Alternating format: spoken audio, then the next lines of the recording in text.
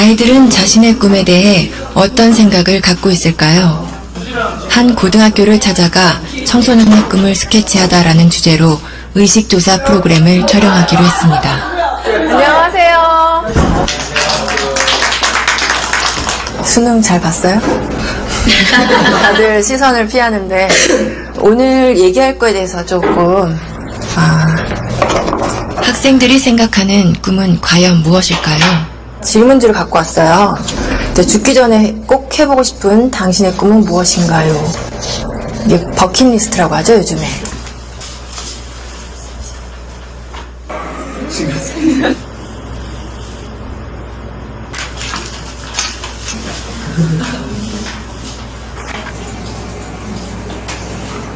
학교 운동장에 농사 짓기?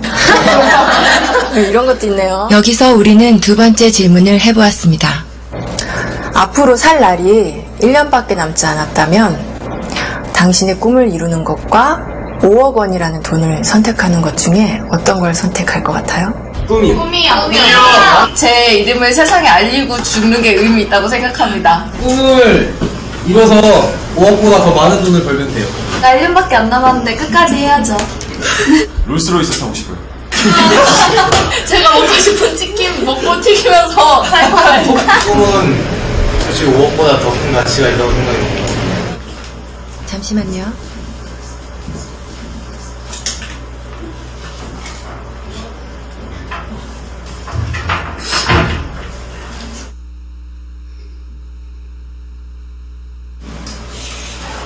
우리 온 가족이 함께 모여서 외식도 좀 거라한 데서 좀 해보고 싶고 하고 싶은 게 너무너무 많죠. 아들이랑 둘이서 배낭여행 한번 가고 싶어요. 집 투어? 아들이랑? 저희 고향 양평으로 내려가서 그림같이 멋있는 집을 짓고 사랑하는 가족과 함께 행복하게 사는 게 제 꿈입니다. 조그만 극장이라도 하나 해줬으면 성진이가 하고 싶어하는 거니까. 많은 추억이나 또 집사람한테 그동안 못해준 거 그런 것만 생각나더라고요. 가족과 함께 여행을 하는 게 제 꿈입니다. 근데 할 수만 있으면 진짜 같이 한번 성진이 데리고 여행을 좀 해보고 싶습니다. 구석에 친구들 한 만나보고 싶어요. 맥주 한잔 마시고 싶어요. 그게 괜찮죠?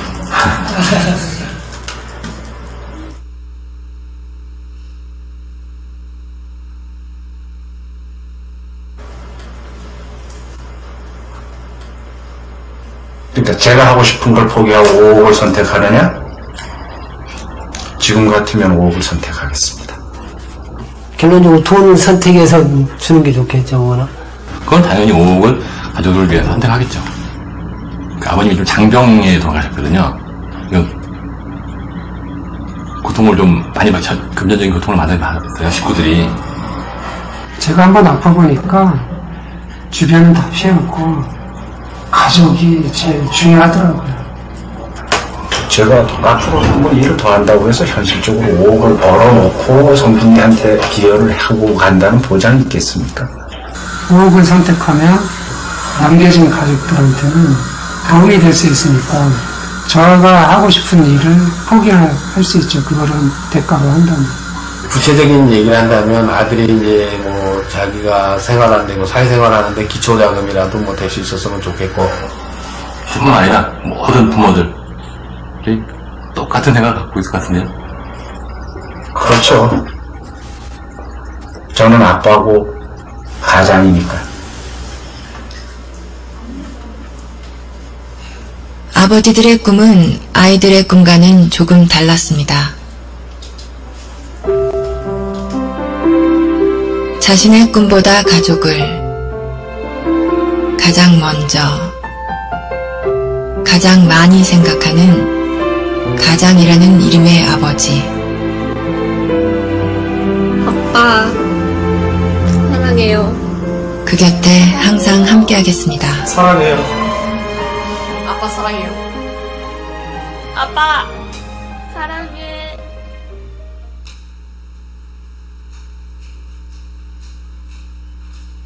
우리 자녀들 다 따라서 합니다. 아빠 사랑해요.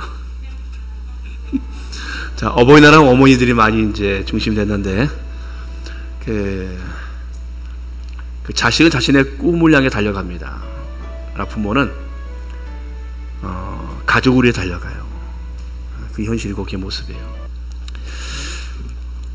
이스라엘의 그 유대인들이 자녀들에게 가장 주고 싶어한 것이 무엇인가라는 부분에서 그들은 지혜를 뽑습니다. 유대인들은 부와 명예는 한순간 사라지지만 지혜는 죽을 때까지 그 아이와 함께하기 때문에 지혜를 물려주길 원합니다. 그래서 그들이 낸 책도 있어요. 탈무드라는 지혜의 책이란 탈무드라는 책이 있습니다. 그래서 자신들이 살아온 삶 속에서 어떻게 하면 자녀들이 이 땅에서 좀 지혜로운 삶을 살 수 있겠는가. 지식이 아니라 지혜. 지식은 그것을 아는 것이라면 지혜는 아는 것을 사용하는 능력이거든요. 그렇기 때문에 세상을 해석하고 판단할 수 있는 그런 능력은 지혜입니다. 그렇기 때문에 무엇보다도 지혜로운 자녀, 그들이 가장 주고 싶은 유산 중에 하나가 바로 지혜지요. 솔로몬이 이제 남겨놓은 거나 잠언에 우리가 오늘 부분을 읽었습니다. 솔로몬은 자신의 자식을 볼 때 그 자식이 지혜로워 보이지 않았던 것 같아요. 다윗의 눈에 들어왔던 솔로몬은 매우 지혜로운 아들로 보였는데 정작 솔로몬의 눈에 들어왔던 르호보암이라는 아들은 지혜로워 보이지 않았던 것 같아요. 그 아들을 생각하면서 지금 잠언서를 기록했는데 그 아들은 참으로 어리석은 선택을 하지요. 아버지의 가르침을 따르지 않냐고 친구들의 가르침을 따라서 갔다가 나라가 남과 북으로 나눠지는 일도 있게 되어집니다. 오늘 잠언은 우리에게 말씀합니다. 잠언은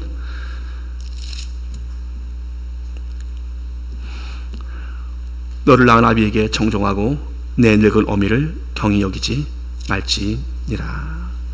너를 낳은 아비, 여러분들 낳기만 했습니까? 그 자식을 기릅니다. 낳았다라는 것은요, 단지 낳은 것만 아니라 그를 기르는 모든 희생을 다 그 안에 담겨 있는 겁니다. 어느 부모가 자식을 낳기만 하겠습니까? 그 자식이 성장하는 데 필요한 모든 것들을 그를 위해서 아낌없이 희생하지 않습니까? 그런 그 아비의 그 말에 청종하라. 청종하라는 것은 순종하라는 의미입니다. 귀 기울여 들으라는 거예요. 건성으로 듣지 말라는 겁니다. 부모의 말 듣기 싫어도 들으라는 겁니다. 그 안에 생명이 있습니다. 그 안에 그 영혼을 살리는 교훈이 있습니다. 그럴 때 부모의 말을 잘 듣는 자식, 그 자식은 될 수 있습니다. 그러나 부모의 말을 듣기 싫어하는 자식은 위험합니다. 그래서 주께서 말씀하십니다. 청종하라. 자녀들아, 너희 부모에게 순종하라. 이것이 옳으니라. 부모에게 순종하고 부모를 공경하는 자들에게 내가 잘되고 장수하는 복을 주겠다라고 성경 우리에게 말씀하고 있습니다. 자녀들이요, 부모의 말에 귀를 기울이고 순종하십시오. 부모님을 공경하십시오. 당신들이 잘되고 당신들이 오래 살 수 있는 길입니다. 하나님의 약속의 말씀을 여러분들이 붙드십시오. 내 부모에게 잘하는 것은 결국엔 내가 받을 하나님의 복을 쌓는 것입니다. 늙은 어미를 경히 여기지 말라 말씀합니다. 가벼이 여기지 멸시하지 말라는 겁니다. 어머니가 늙었다는 것은요, 그 자식이 그만큼 젊어졌다라는 거예요. 부모가 늙을수록 자식은 더 젊어지지 않겠습니까? 상대적으로. 그런 부모를, 그런 어미를 과시하지 말라는 거예요. 엄마가 뭘 한다고. 그 늙은 어머니를 무시하는 그러한 자녀들의 그러한 모습들. 어디 특별한 데 가서 하는 것이 아니라 가까운 데서 볼 수 있어요. 어머니의 말을 무시합니다. 듣질 않아요.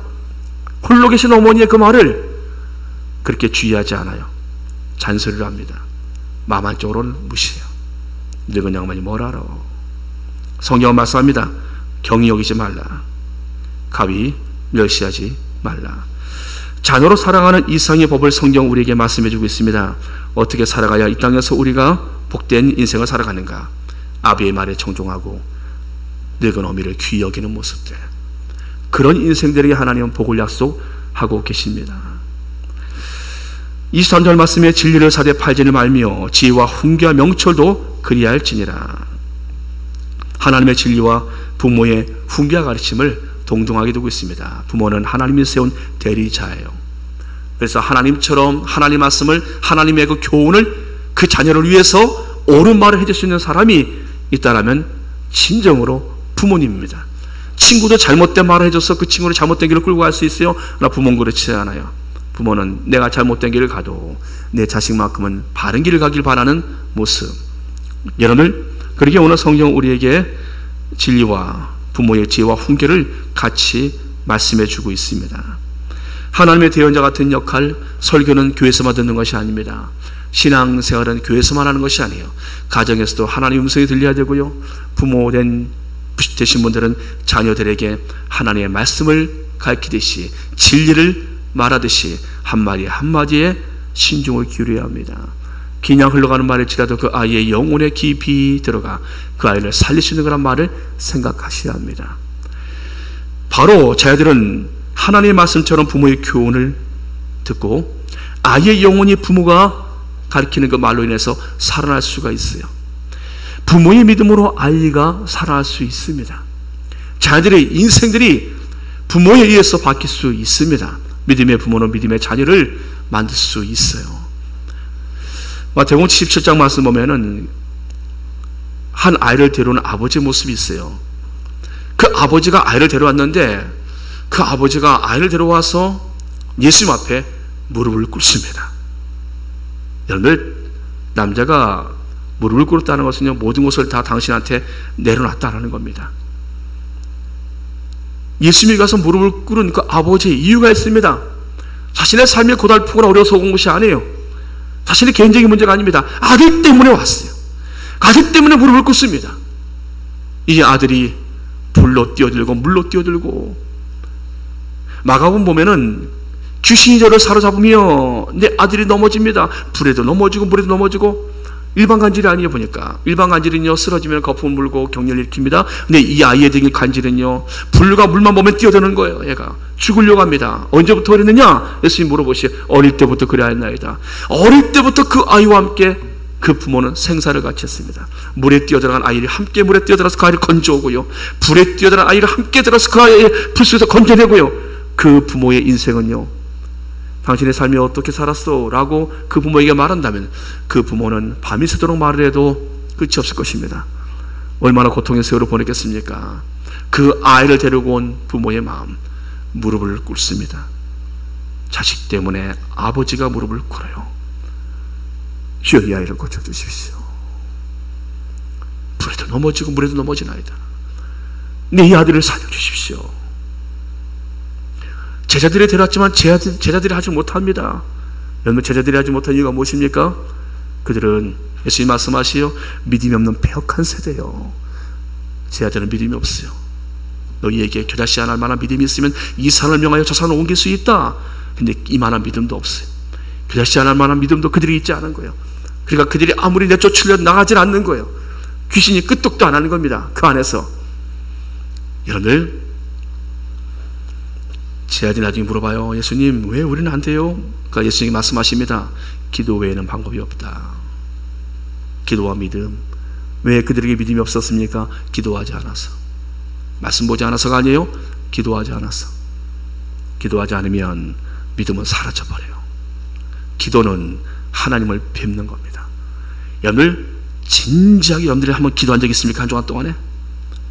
단 1분만이라도 정말 내 마음을 쏟아서 진정으로 하나님 앞에 1분에 기도한 분 있습니까? 한 주간의 삶 속에서 여러분들이 하나님 앞에 내 인생에 정말 소중한 문제를 두고서 내가 정말 진실로 하나님 앞에 기도한 제목 있으십니까?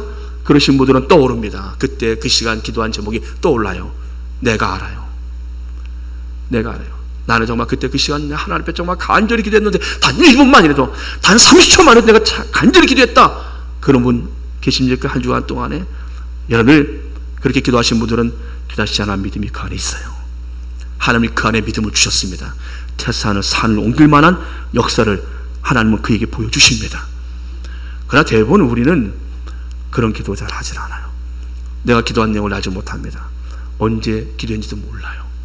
여러분들, 교회 들어와서 여러분들이 오늘 예배를 위해서, 말씀을 전할 목회자를 위해서 여러분들 간절히 기도하셨습니까? 그런 사람이 하나님의 은혜를 주세요. 생명수를 그에게 부어주십니다. 제가 뛰어나서가 아니라 그렇게 된 준비된 그들에게는 하나님 위로부터 주시는 은혜가 임해요. 여러분, 이거는 진리예요.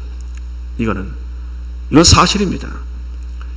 그렇게 내 안에서 은혜가 씻고 내가 곧 돈다 할 때는 여러분들이 다른 방법 없습니다. 일찍 나와 기도하십시오. 예배를 위하여서, 말씀을 드릴 자신을 위해서, 말씀을 전할 설교자를 위해서 기도하십시오. 100% 은혜 받아요. 그 시간 하나님은 그에게 찾아오십니다. 여러분들, 그 아버지가 그 아이를 데려와서 간질로 이 아이가 넘어지나이다 라고 말씀을 하고 있는데, 예수님께서 그 아이에게 간질아 나가라 이렇게 하지 않으셨어요. 귀신아 그 아이에서 나오라, 예수님이 말씀하십니다. 본질이 무엇입니까? 간질병이 문제가 아니었어요. 그 아이의 영혼의 문제였어요. 그 아이의 영혼에 귀신이 들어간 것이었어요. 악한 영혼이 들어간 것이었어요. 조영기 목사님 초창기 간증을 좀 들었어요. 서대문에 천막을 치시고 24평 천막을 치시고 그리고 했는데, 교회를 시작했는데 남의 땅에 쳤더니 그쪽에서 주인이 와서 막, 그래서 주인을 겨우 달래고 돈을 주기로 하고, 지금 같으면 어림도 없죠. 근데 그 당시엔 가능했나 봐요.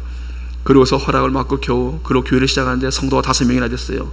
그러고 하는데 성도들에게 복음을 전하는데 사람들이 오질 않는 거예요.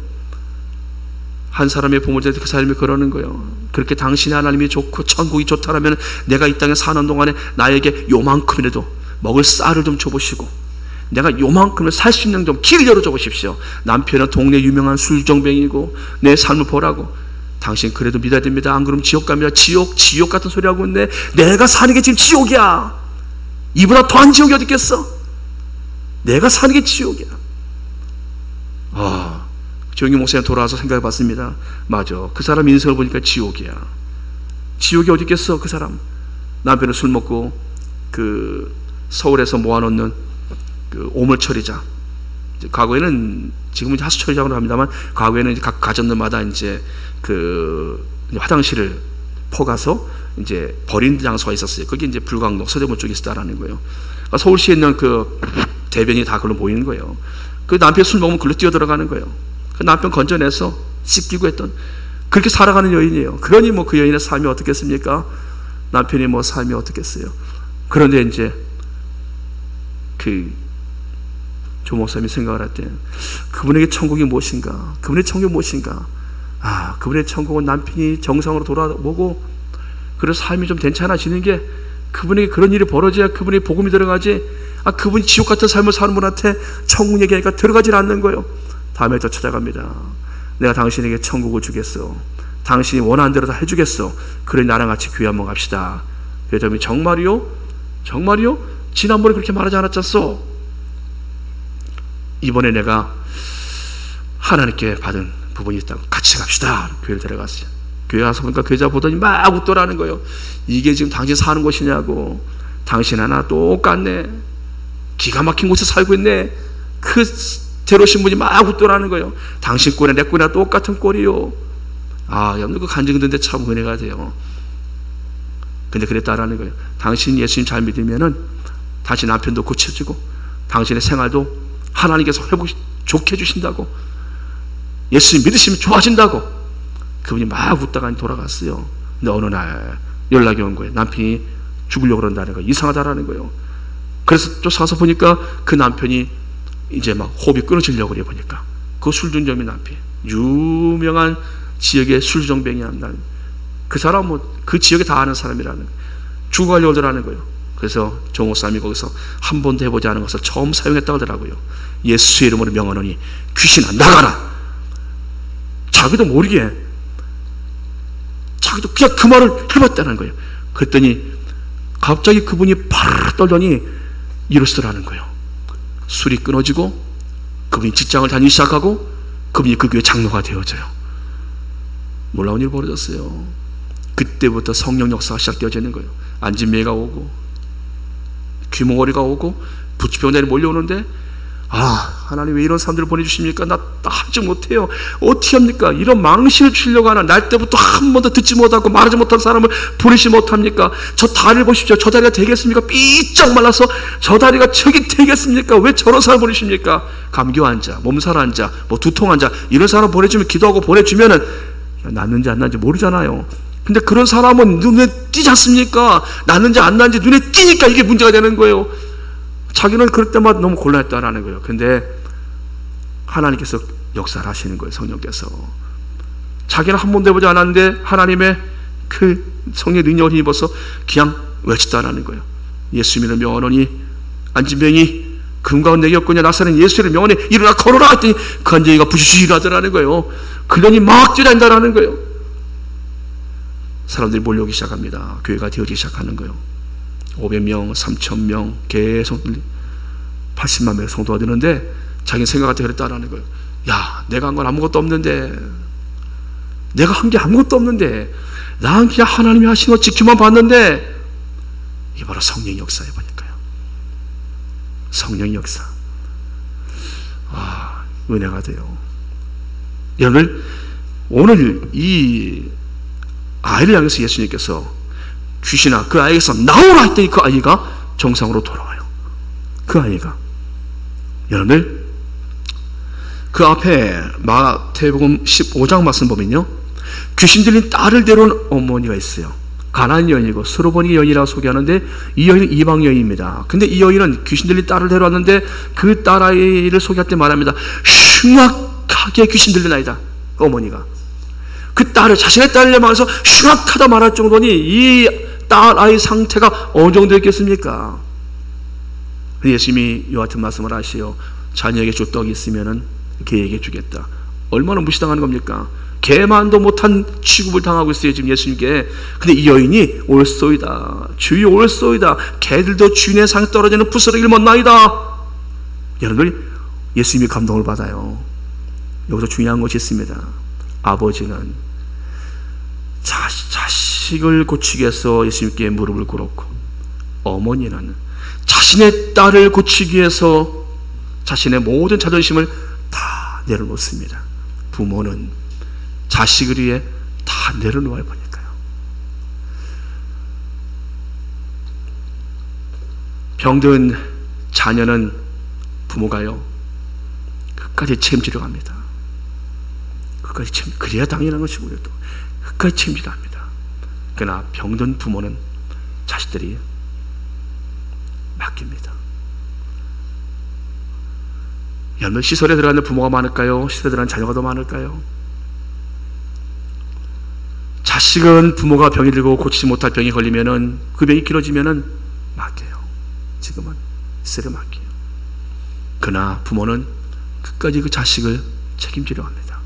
물론 맡기는 경우도 있습니다만, 그러나 많은 부모들이 병든 부모를 시설에 맡긴 부모보다, 여러분, 그런 자식보다 여러분, 부모가, 자신의 병든 자식을 데리는 부모가 더 많다라는 거예요.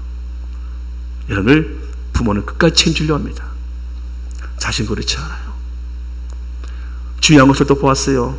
그 아들, 딸들, 언제부터 그랬는가 보니까 어릴 때부터 그랬다는 말씀하고 있어요. 어릴 때부터. 그러니까 그들이 어릴 때부터 자라온 모습 속에서, 이 아이의 모습 속에서 그 어머니의, 그 아버지 기억에는 좋은 모습이 있고요. 그래도 잠시 좋은 모습이 있었어요. 내 아이는 이런 모습이 아니야. 내 아이는 이런 모습이 아니야. 내 아이는 이런 모습이지라고 좋은 모습을 기억하고 그 아이를 바라보고 있습니다. 여러분들, 그렇게 그 아이를 포기하지 못하고 있어요. 그 아이 때문에 부모가 믿음을 갖고 집 앞에 나와요. 사랑하는 여러분들, 부모의 믿음이 아이를 살려요. 사탄은 어디를 칩니까? 아이들을 칩니다. 사탄이 어린 아이들을 친다니까요. 어린 아이들을 어떤 계획을 통해서 아이들의 영혼에게 들어가요. 아이들을 칩니다. 그 안에 잠잠히 있다가 그 안에 집을 짓고 진을 구축하면은 사단이 그 모습을 드러내기 시작합니다. 흉악한 모습을 드러내기 시작을 해요. 이간질하고 사탄은 그 아이의 인생을 힘들게 만듭니다. 그 아이의 인생을 폭력적으로 만들고, 그 아이 인생을 대인관계에 문제 생기도록 만들고, 자기 자신을 죽이도록 죽음의 길로 이끌고 갑니다. 고립되게 만들어요. 부모에게 대적하고 반항합니다. 사탄이 어느 경로를 통해서 그 아이에게 들어간 것이에요. 여러분, 부모가 기도해야 됩니다. 자녀를 위해서 기도해야 돼요. 부모의 믿음이, 부모의 기도가 자녀를 살립니다. 어버이날을 맞이해서 부모님들 기억하십시오. 내 자녀의 영혼은 내가 기도해서 살린다. 내가 하나님 앞에 믿음으로 나가 내 자녀들의 영혼들은 내가 살린다. 그리고 기억하십시오. 우리 자녀들은, 우리 부모님들은 자신들을 위해서, 나를 위해서 모든 것을 다 내려놓으신 분들, 얼마나 귀한 분들입니까? 얼마나 귀한 분들이에요. 그래서 여러분들 부모님에 대해서 여러분들이 어떻게 됩니까? 25절 말씀을 읽어보겠습니다. 내 부모를 즐겁게 하며 너를 낳은 어미를 기쁘게 하라. 부모를 즐겁게 하고 너를 낳은 어미를 기쁘게 하라. 사랑하는 여러분들, 그 앞에 있는 의인의 아비는 크게 즐거울 것이요 지혜로운 자식을 낳은 자는 그로 말미암아 즐거울 것이라. 여러분들 믿음으로 자녀를 세워놓으면 그 자녀 때문에 여러분들 즐거움이 있게 되어집니다. 하나님이 그 자녀에게 지혜를 주시면 그 자식이 잘 되는 것을 통하여서 부모는 즐거움을 얻게 되어집니다. 또 한 가지, 자녀는 어떤 경우에도 부모를 즐겁게 해야 합니다. 내가 하는 이 일이 내 부모님에게 기쁨이 되겠는가? 내가 하는 이 일이 우리 부모님에게 즐거움을 줄 수 있겠는가? 할렐루야! 우리 자녀들은 이 기준으로 있어야 돼요. 이 기준으로. 하나님이 기뻐하시겠는가? 우리 부모님이 기뻐하시겠는가? 이 기준으로 있어야 합니다.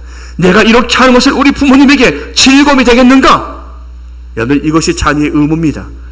그래야 잘 돼요. 하나님께서 잘 되고 그에게 장수의 복을 주시는 것은요, 부모를 즐겁게 하는 자, 부모를 기쁘게 하는 자에게 주시는 복입니다. 우리 자녀들을 기억하십시오. 어떻게 하면 우리 부모님을 기쁘게 해드릴 수 있겠는가? 여러분, 이것이 하나님이 우리 주신 복입니다.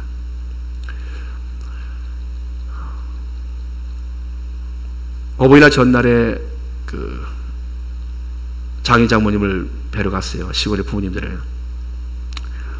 이제 저는 이제 제 아버지 어머니는 나안 계시기 때문에 이제 장인 장모님을 뵈러 갔어요. 자식 노릇을 좀 하러 갔지요. 가서 이제 모시고 나가서 맛있는 식사를 대접해 드리고 또 용돈도 드리고, 그리고 이제 집에 가서 예배를 드리고, 그리고 이제 나오는데 어머니가 그 밥통에 있는 먹다 남은 떡을 싸주시는 거예요. 그리고 아버지가 방에서 있던 드시다만 떡을 떼주시는 거예요. 제가 떡을 좋아하는 걸 아시고 두 분이 다 떡을 이렇게 주시는 거예요. 다 송편 4개, 팥단지 5개 정도 이렇게 남았어요. 그래서 그거 주시는 거예요. 가져가 먹으라는, 가면서 먹으라는 거예요. 가지고 아버지 어머니 우리 가다 사 먹어도 되고요, 가면 얼마든지 살 수 있지만 장이 한번 나가려면 얼마나 힘듭니까? 이거 어렵게 사오신 건데 그냥 두고 드세요. 그냥 두고 드세요. 나가시기 힘들고 사기 힘드시지 않습니까? 우리는 얼마든지 사 먹을 수 있어요. 그러니까 두고 드세요. 아버지가 그런 말씀 하시더라고요. 나는 너희들이 먹는 게 더 기뻐. 그 말씀에 제가 가져가겠습니다 하고 싸가지고 왔어요. 팥단지 5개, 송편 4개, 그걸 싸가지고 왔어요. 가져와서 이제 아들이 이제 집에 알바를 마치고 이제 와 있어요. 저녁에 저녁 먹었냐? 아까 먹었대요. 가지고 그래, 이 떡이 말랑말랑 떡이 있는데 너 이거 먹을래? 전 떡 별로 안 좋아하는데요. 한번 먹어봐. 그래도 이거 말랑말랑하고 내일 좀 딱딱해진다. 먹어봐라 했더니 아들 민도가 송편 안 먹어보더라고요. 먹더니 맛있네요. 2개째 먹는 거예요. 제가 속으로 내가 먹는 것보다 네가 먹는 게 더 기뻐. 여러분들, 부모의 마음이에요. 부모는 자식을 바라보면서 기쁨을 누립니다. 그런 자식들 부모님께 기쁨을 드려야 합니다.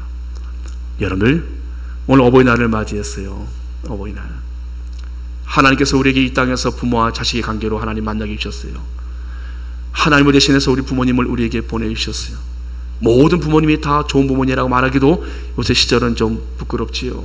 그러나 정상적인 부모님이라면 그 자녀를 위하여 그 부모는 하나님의 대리자야 큰 역할을 할 것이고, 그 자녀의 영혼을 위하여서 자신의 그 모든 것을 다 내려놓습니다.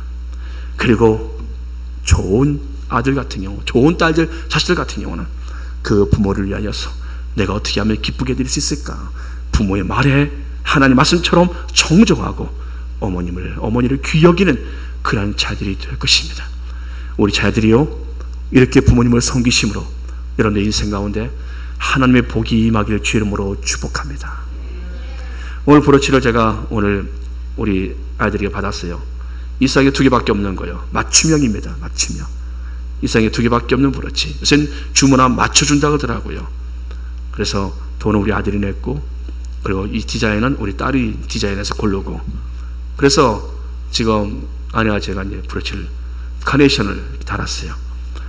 여러분들, 제가 이거 달면서, 우리 어린 성도들은 다 그 카네이션 꽃을 달고 오는데, 내가 이걸 이렇게 좋은 걸 달고 오면은 성도들이 마음으로, 목사님은 좋은 거 다시고 우리 이거 뭐야? 이렇게 할 거 아니겠는가? 그래서 저는 이걸 집에서 안 가져왔어요. 나도 야 똑같이 저걸 달아야지 이러고, 하늘에서 저걸 아내한테 저걸 달아놓으라고 해서 저걸 달았어요.